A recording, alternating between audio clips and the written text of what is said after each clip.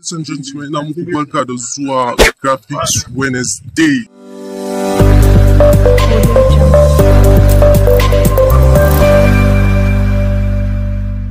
Idan wannan shine farko lokacin da kuke zuwa na YouTube channel din, mukan samu wato kowane Wednesday muna sake tutorials akan graphic designing. Saboda haka kar ku manta ku danna mana like, ku yi subscribing, ku danna alamar ƙararrawa domin samun sanarwa a duk lokacin da muka wato sake sabon video. A less than 15 minutes nake so mu ga ko za mu gwada iya zana kalan wannan plan. Zai daukan 10 minutes, 12, 13 amma kada exceeding 15 minutes, so it's more of a challenge to me. Saboda haka mu yi rushing mu ga ko za mu iya haka. Amma kafin nan kuma kar ku manta wannan shi ake kira da simple social media flyer design. So alright, so bari mu gani ba tare da ɓata lokaci ba, kan mu ɓata lokaci da ya mu shiga ciki mu fara wato video mu ko kuma tutorial din mu. Abu na farko mun shigo da farko dai measurement din za ku bar shi a haka, ba za ku taba shi ba.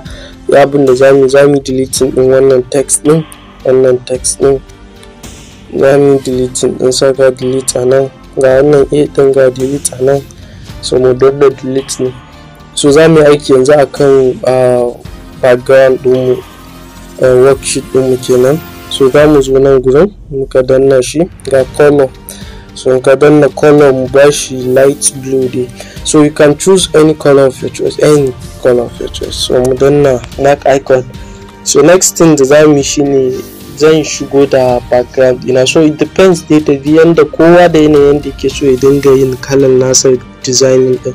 Wani yana fara shigo da text ne, wani yana fara shigo da element da sauransu. So ni yanzu dan je shigo da background ga import na danna, so za mu shigo da background din ga background din nan, so mu danna mark icon. Shi ma background din square size ne, dai mu je relative position mu danna, sai mu cike relative position din, ga shi a cike mana background din mu. So mu sake scrolling ga color filters ma mu danna shi. Wannan shi din za mu dan kai shi wajen irin 108 din nan, 108 haka shine blue. So shi kenan sai mu je opacity, mu rage opacity zuwa irin 60 haka, so saboda abin ya zama very visible. So next thing abin da zamu yi shine za mu sake zuwa mu fara da kulle background din. Na kan kulle duk wani element din da na shigo da shi saboda tsaro. So ga import still ya fito, mu je mu shigo da abin da mu shigo. So yanzu abin da zan fara shigo da shi shine Xbox logo din, gashi na nan. So da mu je mu bashi color, ga color, dan na color mu bashi color, mu bashi white color. So ta zo sai mu rage size din sosai, mu rage shi sai mu kawo shi tsakiya kamar na haka, mu dan yi sama da shi. So ba a haka nake son logo ya kasance ba. So abin da zamu yi shine za mu je crop ga crop nan, mu danna crop, sai mu dan cropping din wannan sama. Kun ga ball din ya zama saura shi kadai, sai mu copying, sai mu je cropping, sai mu sauko da cropping din kan daidai text ne saboda shi ma fito, mu dawo da shi tsakiya shi ma. So sai mu dan kasa da shi. Haka yana da dalili, akwai dalili kuma za ku ga dalilin insha Allah. So za ku ga dalilin da yasa na ce mu kawo su duka tsakiya. So ga suna a tsakiya na, muka danna grid view din mu za ku ga duk suna center ne, duk suna middle. So abin da za mu, saboda graphic design amfani da wani sirri da shine amfani da measurement ne. Ka san irin measurement din za ka yi amfani da shi sai ka samu komai daidai. So yanzu shi wannan Xbox na biyu shi zai ta dama ne. So 1 2 3 ba shi ba, wannan dai ta hagu ne, 1 2 3 4 5 kamar haka. So shi ma ɗayan Xbox na sama shi kuma zai ta dama, 1 2 3 4 5 shi ma. So kun ga ya yawa, so mu ce 1. So shi ma wannan din sai mu dan mai da shi ya zama 1. Duka pixels din 9 pixels na amfani da shi, kun gani. So yanzu mu rage pixels din zuwa 3, sai mu sake 1. Shi ma wannan din sai mu rage pixels din zuwa 3, sai mu sake ce 1. Good. So yanzu sun haɗu. that's just it. Yanzu sun haɗu yanda ya kamata kuma suna middle ne. So next thing abin da za mu yi shine sai mu shigo da abin da muke so next. So ni abin da zan shigo da shi shine zan shigo da asalin Xbox pad din. Gashi nan mu danna mark icon, ga pad din nan kuma mu danna mark icon, mu ɗan rage shi kaɗan. Good. So mu yi amfani da relative position mu tabbatar da cewa yana tsakiya ban ƙasa da shi. So kamar haka yayi, sai mu je text, sai mu rubuta abin da muke so. So mu rubuta elevate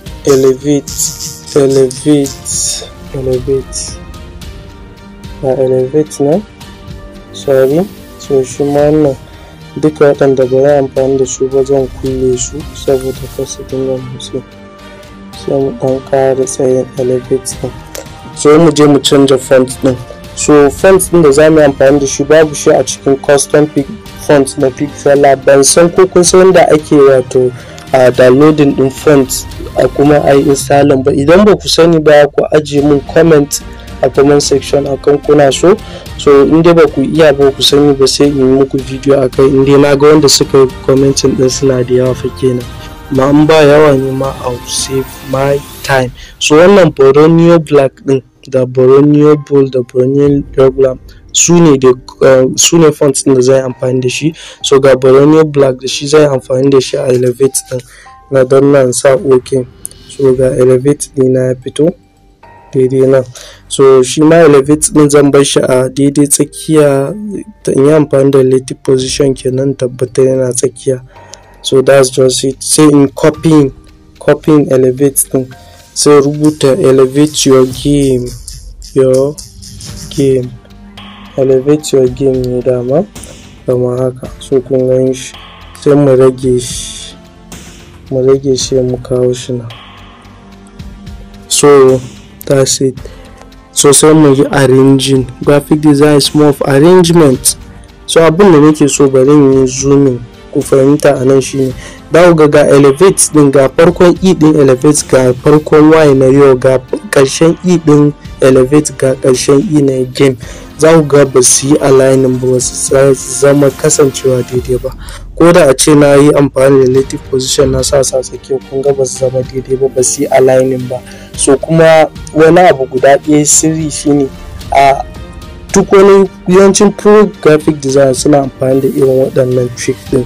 So duk wani wanda ya ga design ɗinka dai san ka design mai kyau, in ya ga farkon wannan da farkon wancan kun gane duk sun zama irin ɗaya, ƙarshen wannan da ƙarshen wancan sun zama iri ɗaya.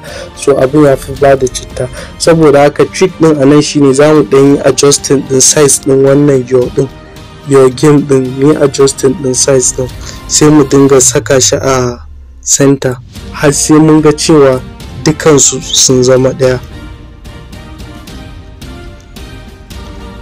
So kun ga farkon yo din y din wannan ya zo, kun ga ƙarshen wancan shi ma ya kusa so kamar haka. Now this is perfect. This is so good. This is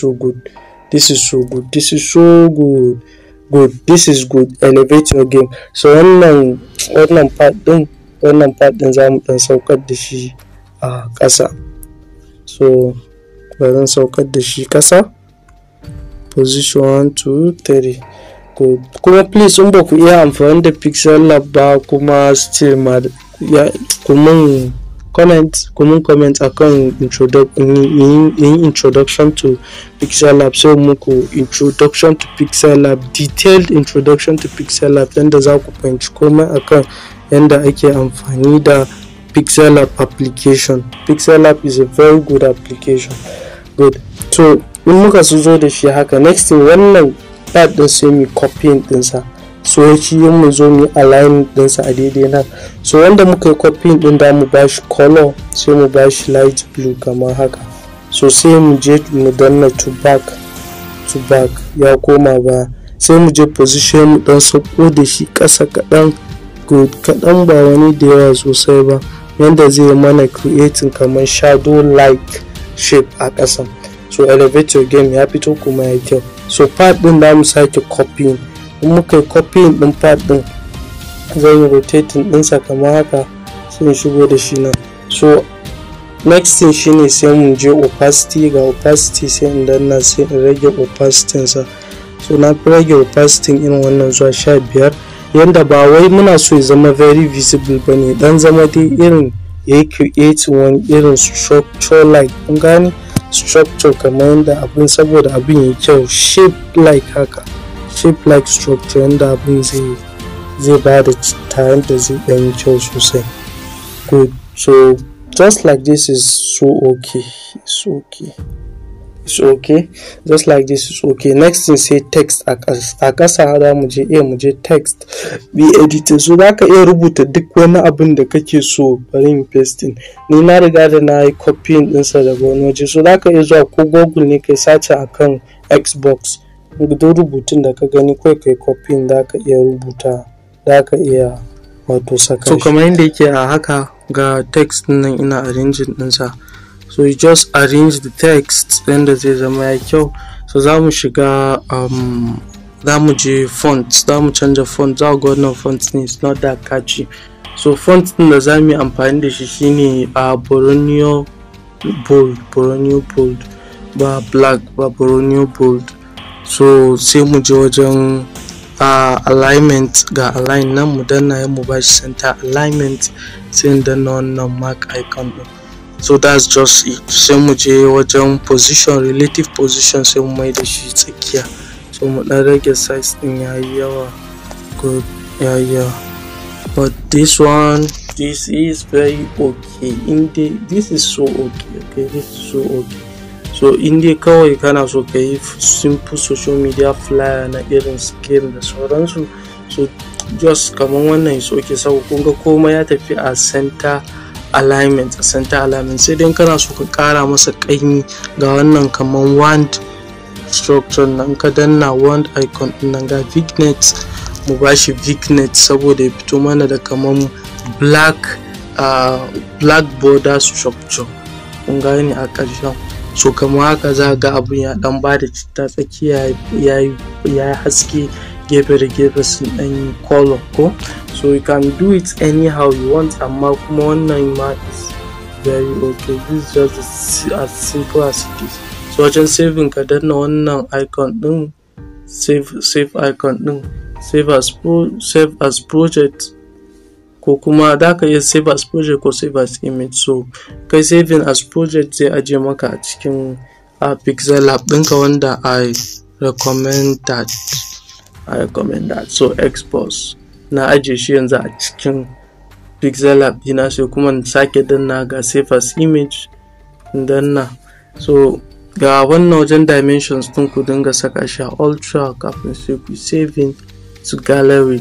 So this is just the end of today's video tutorial akan da ake hada wato Xbox flyer design. So just see you in the next video, guys. See you in the next video. Okay guys, a less than 150 minutes din gashi mun samu daman da muka zana wannan flyer design. I hope you like it. Saboda haka kar ku manta ku danna mana like dan Allah. Yin liking yana taimaka ma wato YouTube wajen pushing din videos din mu mutane da yawa su ma su gani domin su amfana. Kar ku manta kuma ku sharing din wannan video, kuma comment na da matukar muhimmanci. Ku mun comment akan wajen da kuke ganin yayi muku kyau kuma kun ji dadin shi, ko kuma comment akan wani abun da kuke so mu sake kawo muku sabo, sai mu ga mu ma ko zamu iya taimaka muku da dan Allah. Sai kuma abu daya kamar yadda na faɗa, idan ba ku san yadda ake wato installing ko kuma wato ai downloading kuma a saka font a cikin Pixellab ba, ku mun comment saboda in sani. Idan mutane da yawa suka comment kuma muka ga suna da yawa,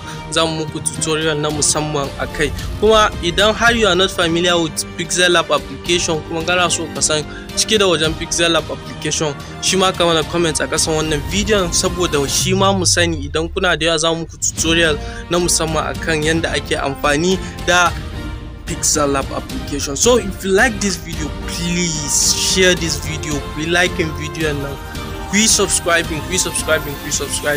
Saboda haka mun gode, sai mun gan ku a next video tutorial. Ba lalle sai ranar Wednesday ba, akwai wasu tutorials masu zuwa na video creation da ma din show.